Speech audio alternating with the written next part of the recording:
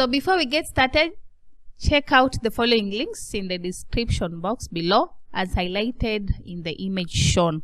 So you'll be able to get our past papers, our link to our official website, link to accreditations, our link to donation page, and contact details in the description. So once you'll be watching a certain video of any lesson or of any past paper, you'll be able to get all these links, and you can be able to get to download past papers, to reach to our official website. You'll be able to see links to our accreditations so that you can see which authorities have accredited us. You'll be able to reach to our donation page as well as our contact details. Welcome back.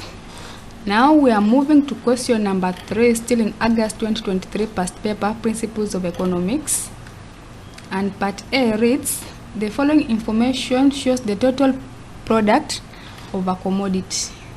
So we have been provided with the units of labor and the total product. Roman 1, we are required to compute the marginal product, and Roman 2, we are required to draw a diagram to show the relationship between total product and marginal product. Okay, let's first compute the marginal product here. The marginal product.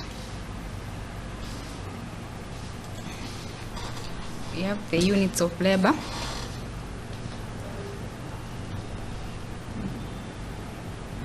We've been given 0, 1, 2, 3, 4, 5, 6, and 7, I guess.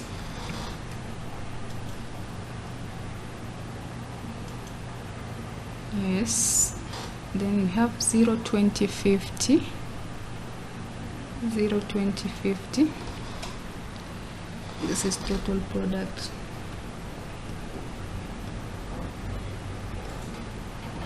And 0, 20, 50. And then we have 90, 120, 140. 90, 120, 140. We have 90, 120, 140. And finally, we have 150 and 155.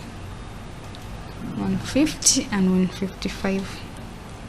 That is 150 and 155, and we are required to calculate the marginal product. Is it product or production? Marginal product. Marginal product. Let's calculate it here. The marginal product.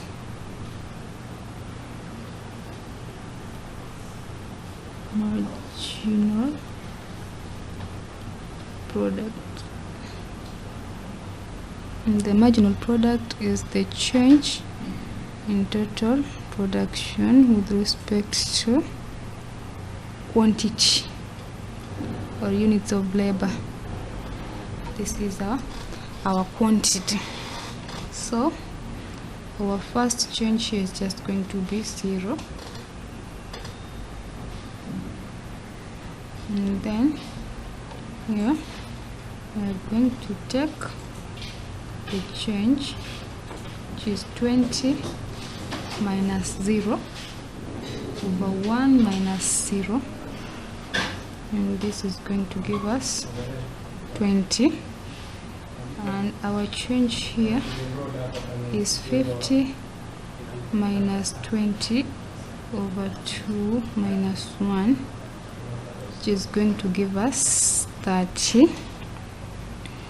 Next is 90 minus 50 divided by 3 minus 2, which is going to give us 140.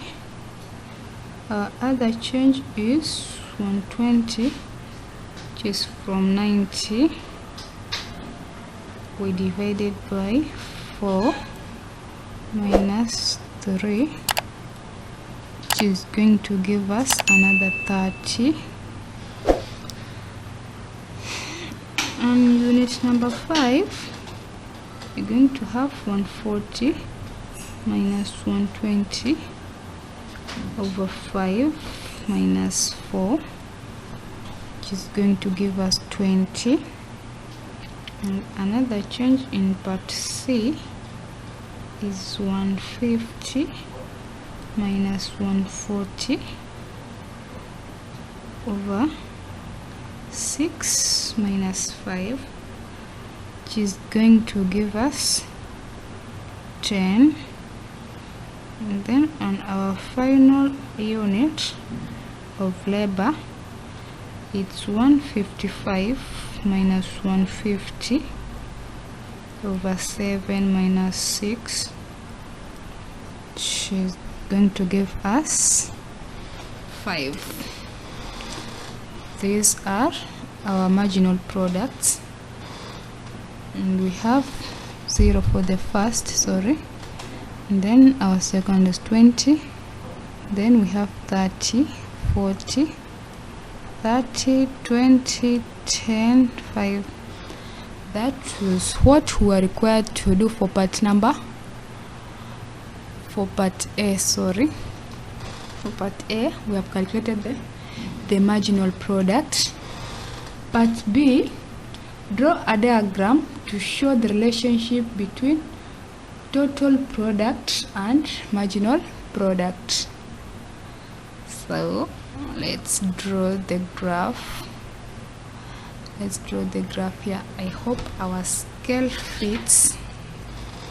And so I have the marginal product,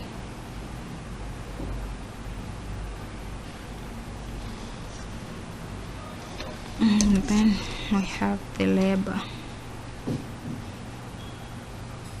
in units. This is the labor in units. We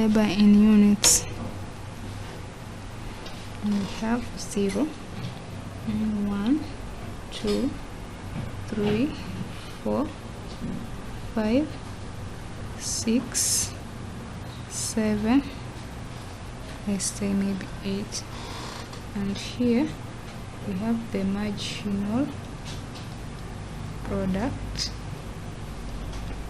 or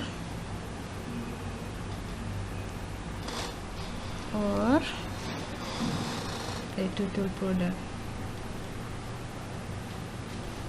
Let's try on a scale of 20 and see. 20, 40, 60, 80, 100, 120, 140, and 160. That is our scale. And at 0 we had 0. So let's start with 0. Let's make points with the yellow color. So our point is 0. And then at 1 we had 20. And then at part 2, or 2 units of labor, the total product was 50.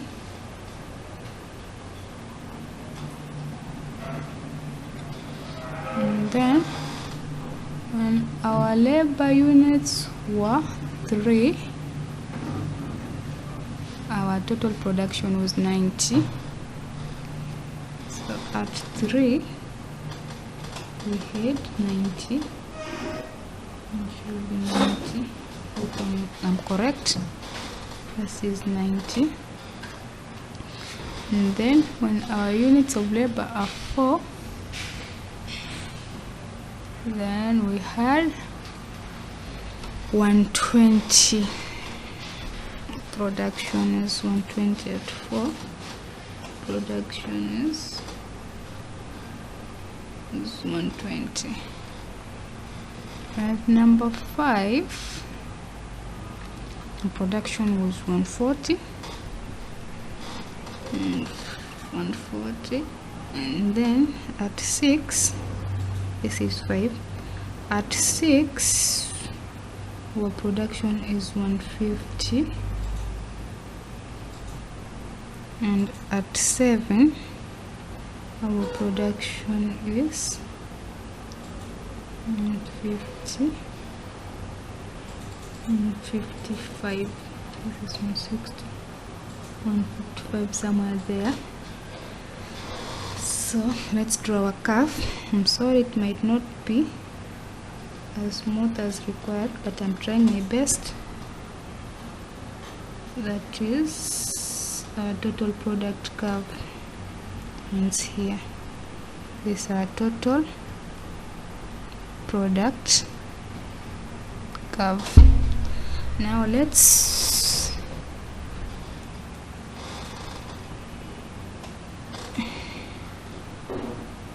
something like that.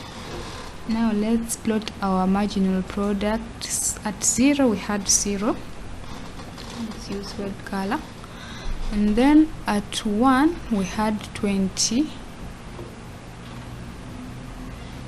We had 20. At 1 we had 20. Then at 2 we had 30, 40, 30. It's 30. And then at 3 we had 40, and at 4 we had another 30. And then we move to 20, 10, then 5. It's 20. Then at 6 we had 10, and at 7 we had 5, something like that. So our marginal product curve is something like this. Sorry, this is our marginal product curve, and this is what the examiner required us to plot as the graph, something like this.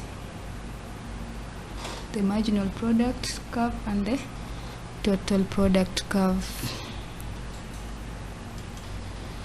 Now we move to part B. It says outline 6 effects of urban employment in the countries.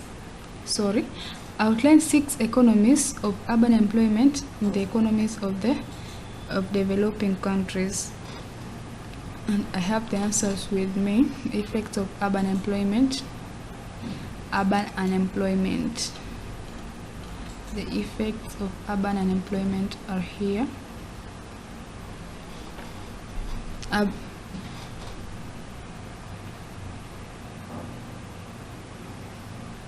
Effect number 1 is reduced economic growth through underutilization of labor and lower consumer spending. Under utilization of labor, we say when a significant portion of urban population is unemployed, the economy is not utilizing its labor resources effectively.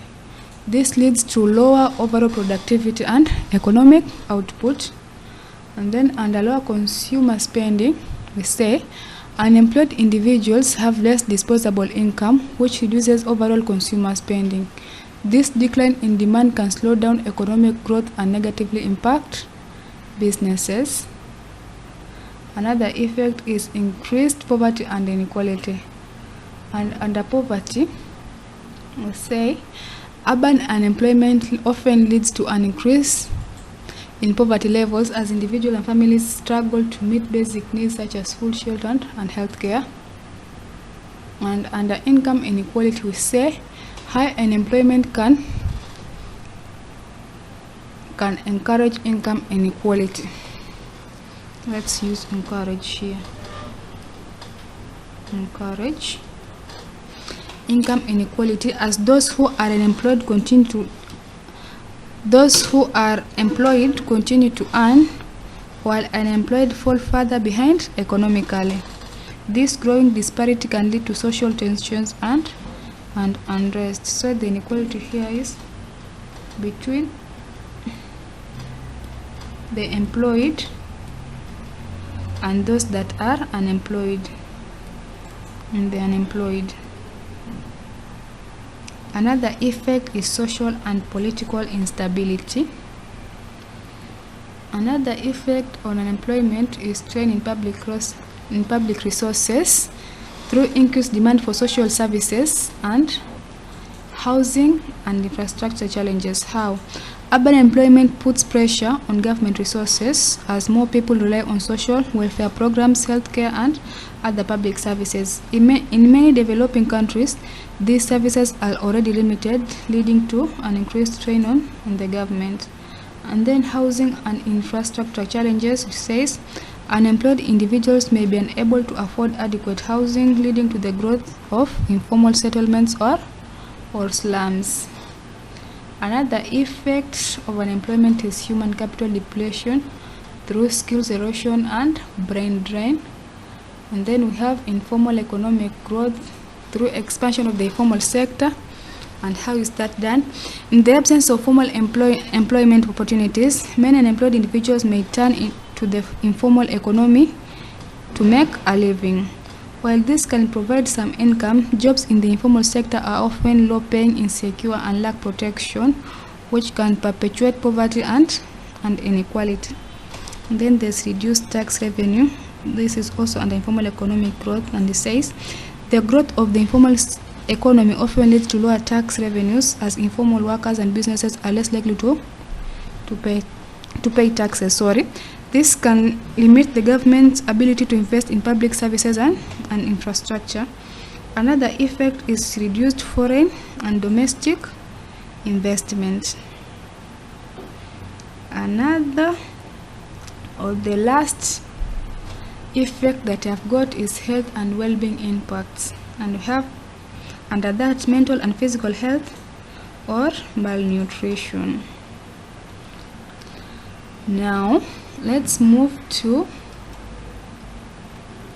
part C of the question, which requires us to identify six factors that influence the level of investment in an economy. Identify 6 factors that influence the level of investment in an economy. And I have prepared the answers for that.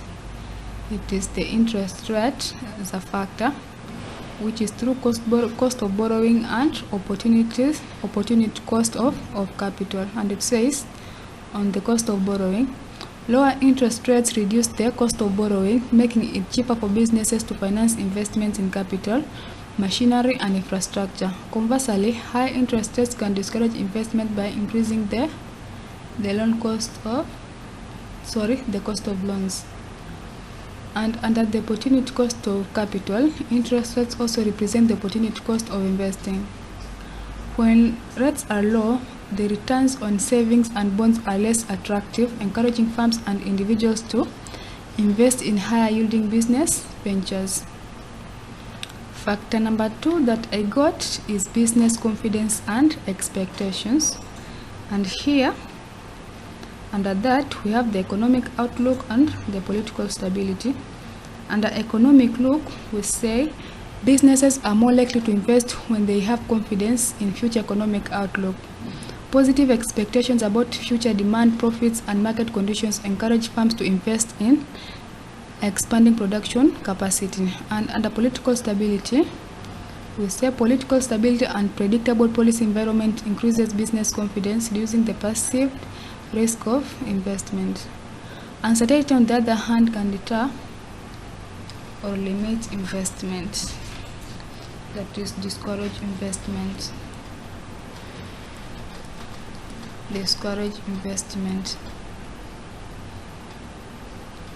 And this political instability.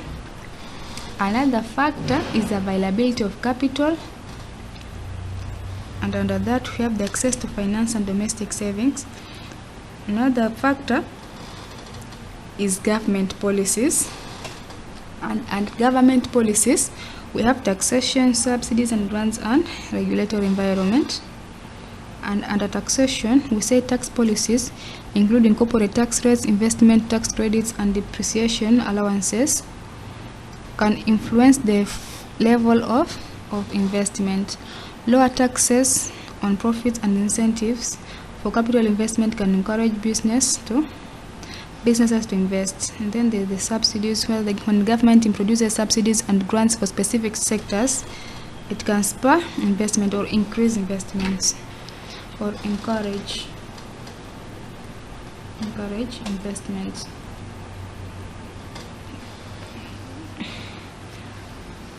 Through subsidies and grants. And then there's the regulatory environment.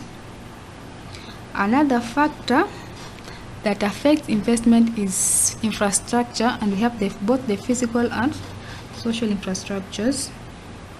Another factor is technological advancement, and under this we have the innovation and research and development and adopting the new technology. And this we say the ease with which businesses can adopt new technologies, include access to skilled labor and technical expertise, influences the level of investment in technology driven sectors. So if you adopt new technology, then you're likely to invest more or to encourage investments. Another factor is market size and demand, and under that we have domestic market size and export opportunities. Under domestic market size, we say a larger domestic market with high demand for goods and services can attract more investments, and the vice versa is also true. And export opportunities, we say access to international markets and potential for exports can also drive investments. And then we have cost of inputs, that is labor costs and raw materials costs. Under labor costs, the cost and availability of labor are important factors in investment decisions. Lower labor costs can attract investment, particularly in labor-intensive industries. However, high productivity and a skilled workforce can also attract investment despite higher labor costs. And under raw material costs, we say the availability and cost of raw materials and other inputs such as energy affect investment decisions. Availability and cost of raw materials affect investment. Access to cheap and reliable inputs reduces production cost and encourages investment. And then we have external economic conditions, inflation, that is price stability and real interest rates. And then another effect is the exchange rates. And those are the factors that influence investment. Interest rates, business confidence and expectations, availability of capital, government policies, infrastructure, technological investment, market size and demand, cost of inputs, external economic conditions, inflation, exchange rates. Those are only that I got, but you can get more on your own or by yourself. So I think that is the end of question 3. We had part 1, part A, B and C, and we are done. We have done all of them. So thank you and see you in question number 4. So if you like this video, you can always enroll with us. You'll be able to access more of these revision sessions, and also you'll be able to find well done lectures or pre-recorded videos for all the KASNEB courses as well as CHRP. And in case of anything, you can always reach us out. We have our contact details on the screen. Feel free to call, feel free to WhatsApp anytime. So thank you, and let's meet in our next session.